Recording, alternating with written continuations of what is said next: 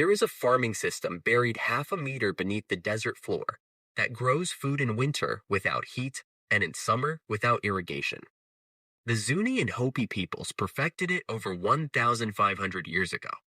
It maintained a consistent 55-degree temperature year-round, protected crops from frost and scorching sun, and produced abundant harvests during droughts that killed every conventional farm for miles.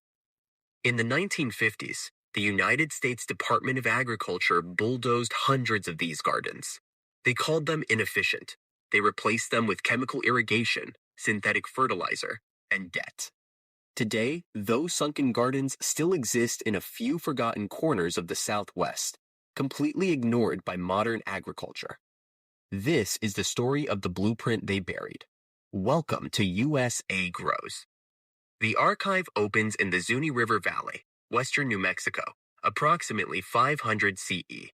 Archaeological excavations have documented sunken garden beds known as waffle gardens or grid gardens, depressions carefully excavated into the alluvial soil.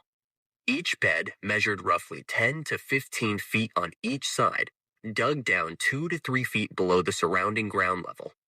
Between the beds, raised pathways allowed farmers to walk without compacting the planting area.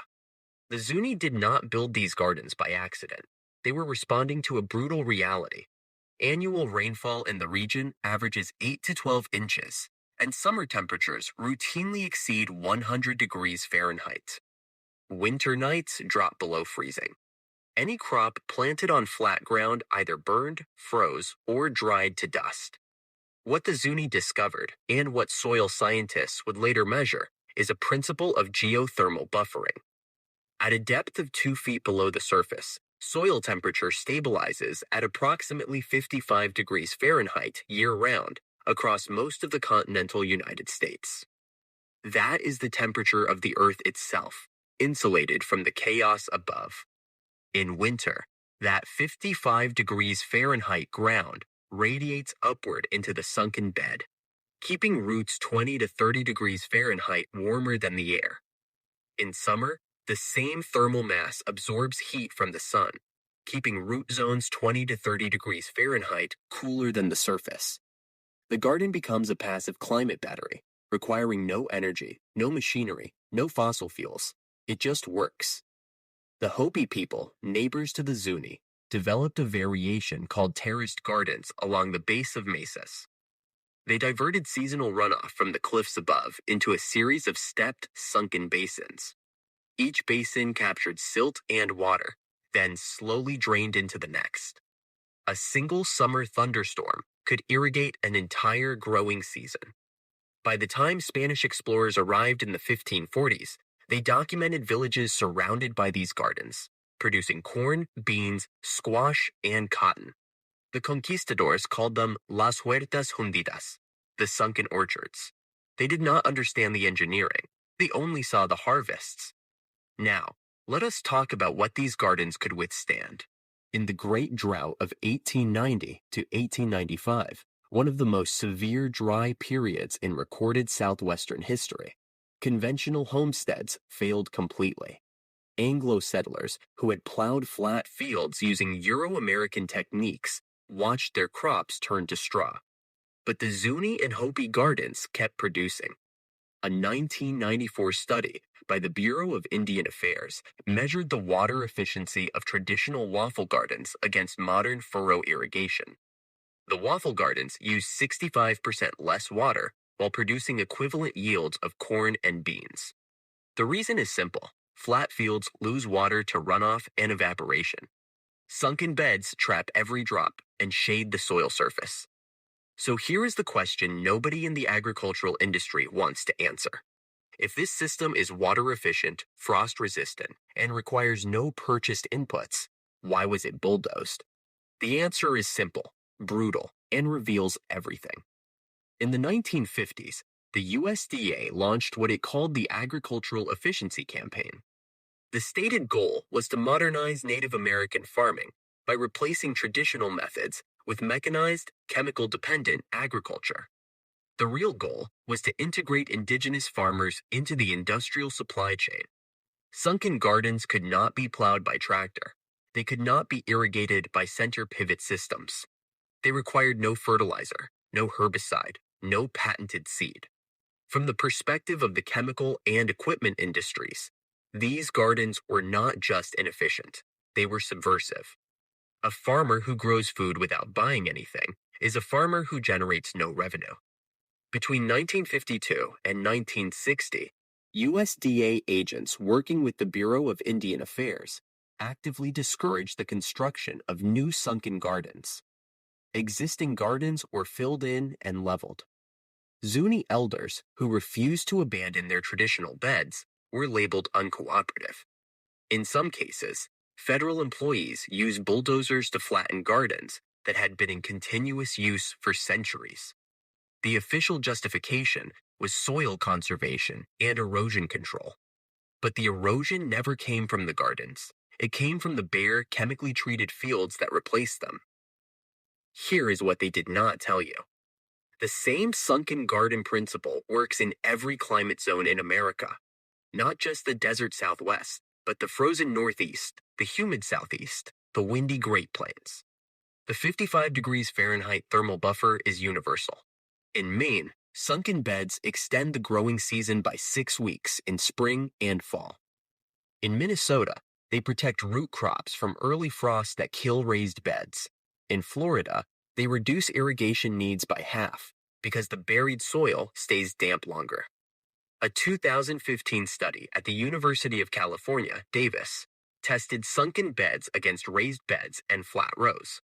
Sunken beds required 40% less water, produced 25% higher biomass, and had zero frost damage at 28 degrees Fahrenheit, while raised beds were destroyed. The blueprint is simple. You do not need a degree. You need a shovel. Choose a location with full sun and good drainage. Mark a rectangle 10 feet by 10 feet.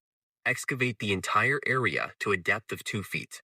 Pile the removed soil around the perimeter to form a low berm 6 to 12 inches high. The berm catches rainfall and prevents runoff. At the bottom of the excavation, loosen the native soil another 6 inches with a garden fork. This creates a reservoir for water and roots. If your native soil is heavy clay, mix in 2 inches of compost. If it is sand, add 2 inches of aged manure. Do not add synthetic fertilizer. The garden does not need it. Now plant. In spring, sow warm season crops like corn, beans, squash, tomatoes, and peppers along the southern edge of the bed where they receive maximum sun. The sunken walls protect them from wind and retain heat. In fall, plant cold season crops like kale, spinach, carrots, beets, and lettuce on the northern edge, where they receive less intense sun and stay cool. The temperature inside the bed will remain 10 to 15 degrees Fahrenheit, warmer than the air on winter nights. That difference is the line between harvest and heartbreak. In summer, the same bed stays 10 to 15 degrees Fahrenheit cooler, preventing bolting and bitterness. What crops thrive specifically in sunken beds? Root vegetables, carrots, parsnips, turnips, beets, potatoes. They love the loose, cool, consistently moist soil. Cold weather greens, kale, collards, Swiss chard, arugula. They keep producing long after raised beds have frozen solid. Perennial herbs, oregano, thyme, sage, rosemary. They survive winter without mulch. And the classic, Three Sisters, corn, beans, squash. The corn provides a trellis for beans. The beans fix nitrogen. The squash shades the soil. In a sunken bed, this ancient polyculture becomes nearly unkillable. In 2005, an architect named Scott Boyer rediscovered the sunken garden blueprint while researching passive solar design for off-grid communities in northern New Mexico.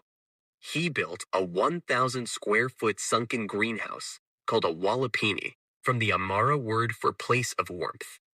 The structure is a simple pit greenhouse with a sloped, translucent roof. Boyer documented year-round food production at 7,000 feet elevation with no supplemental heat. Outside temperature dropped to minus 20 degrees Fahrenheit. Inside the wallapini, 55 degrees Fahrenheit. Tomatoes in January. He now trains off-grid builders across the western United States and his plans have been downloaded over 100,000 times. The economics are undeniable. A sunken garden costs nothing but labor, a shovel, a weekend, and 2 feet of depth. No heating bill in winter, no irrigation bill in summer, no fertilizer, no pesticides. The soil biology regulates itself. Compare that to the average home garden, which requires $200 in soil amendments, $150 in irrigation equipment, and $50 in fertilizer annually. Over a decade, the sunken garden saves $4,000. That is $4,000 the garden supply industry does not want you to keep. In 1992, NASA's Controlled Ecological Life Support System program studied sunken garden principles for Mars colonization. The agency recognized that any off-world habitat would need passive thermal regulation to grow food without energy-intensive heating and cooling. Researchers built prototype pit greenhouses at the Johnson Space Center and documented stable root zone temperatures despite extreme surface fluctuations. The program was quietly defunded in 1997. The official reason was budget reallocation, but internal memos later revealed that the passive systems worked so well they eliminated the need for most of the active environmental control systems that aerospace contractors were building. You cannot sell a $10 million thermal control unit to a Mars habitat if a hole in the ground does the same job for free. The Zuni and Hopi never needed NASA. They never needed the USDA. They never needed chemical companies or equipment dealers. They dug holes. They planted seeds. They harvested food. For 1,500 years, that was enough. Then a system built on consumption decided that growing food without purchasing anything was a threat. So they bulldozed the gardens. They buried the knowledge. They replaced it with debt, dependency, and dead soil. But the blueprint never disappeared. It is still there, in the Zuni River Valley, in the Hopi Mesas, in the frozen ground of Maine and the scorched earth of Arizona. A shovel, a hole, 2 feet deep. That is the line between buying food and growing it, between paying for heat and letting the earth provide, between control and freedom. If this story opened something for you, subscribe to USA Grows and hit the bell. Every like and every share helps preserve this wisdom. The next story opens soon.